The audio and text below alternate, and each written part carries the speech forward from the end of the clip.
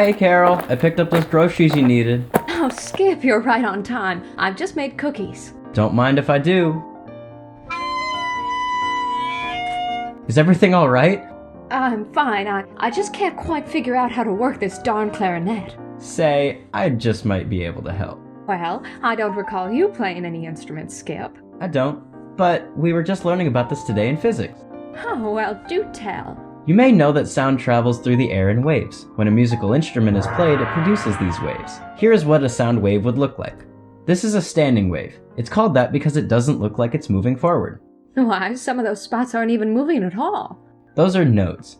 But this part here, it's doing the complete opposite. It's moving the most of any part on this wave. That's an antinode.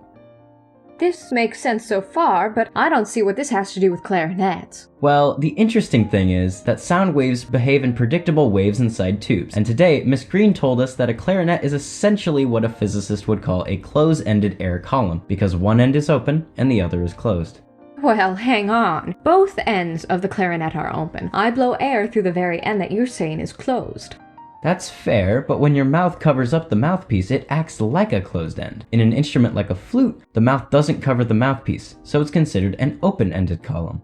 And the neat thing is that we can predict how these waves will look. Well, that's handy. This wishbone-looking thing is the simplest waveform you can have. It's called the first harmonic, or fundamental frequency. It's the lowest note that a clarinet can play, an E. If you add more notes, the frequency increases. I see. So those are the notes I play? Yes and no. These harmonics are only one element of the sound produced. The other is the wavelength.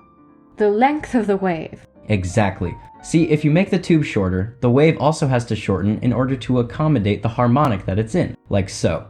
When you uncover holes, it's like shortening the tube. The shorter the tube, the shorter the wavelength, and the higher the note.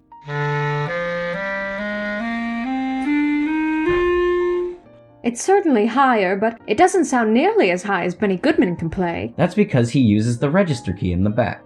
Try playing a middle C and then holding down the register key.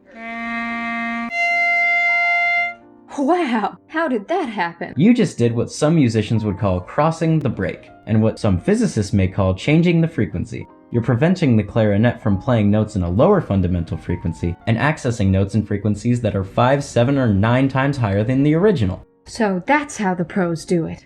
They might not know it, but playing the clarinet means some serious physics. Well, I suppose I ought to put my newfound knowledge to use. And I guess I'd better get started on my homework. I'll see you around, Carol.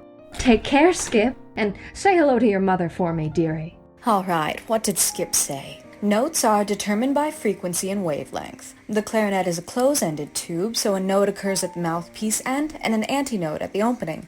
When I take my fingers off the keys, it shortens the wavelength until I reach the top of them, and then I have to press the register key to access higher frequencies to hit higher notes.